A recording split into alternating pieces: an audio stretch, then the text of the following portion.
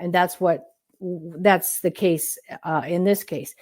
One of the families said, we're competing for resources. I'm not going to have this. One thing I'm going to do is I'm going to make sure that the women in the generations don't have healthy children.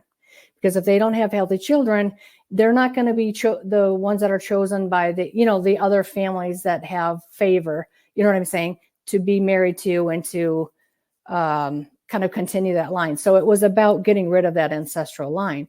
What happens is when the curse went off now, it made the person very, very ill. Just tons of like black sludge in her body, very sick. She ended up with an autoimmune, issue, and issues that you can't really even just put your finger on what's going on physically.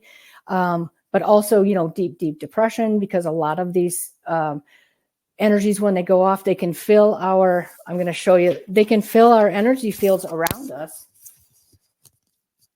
So not only can they affect, let's say, affect any one of the areas in the physical body, they can actually put this black energy all the way around our body.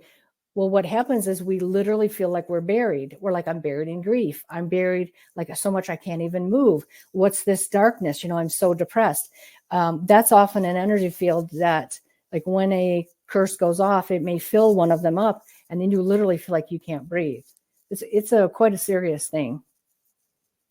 Wow.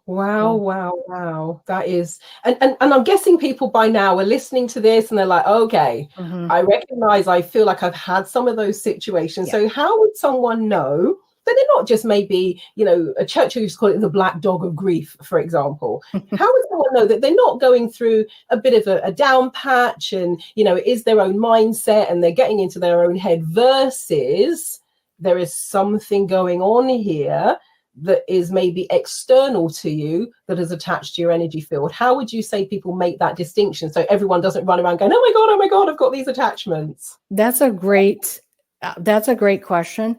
I'm going to answer it in two ways. Please Number do. One is the main issue that I hear from people is, I've tried everything. I've done everything I can think of. I'm spiritually minded. I do visualizations. I do meditation. Still, I can't have a breakthrough. You know what I'm saying? Like, I'm either still really ill, I've tried everything, or I just can't get a break. A lot of it right now is all of my actions are just not paying off. I just can't get ahead. It's like something's holding me back. They feel that, like, even though it's not a culture, like, I don't come from a culture that even pays attention to, spells and curses and things like that. And I wasn't even looking for them, but I guess they found me, you know what I'm saying? And it is a reality that there's these unseen things. I would say, if a person is saying, I've tried everything, I've done self-help stuff, I've done whatever,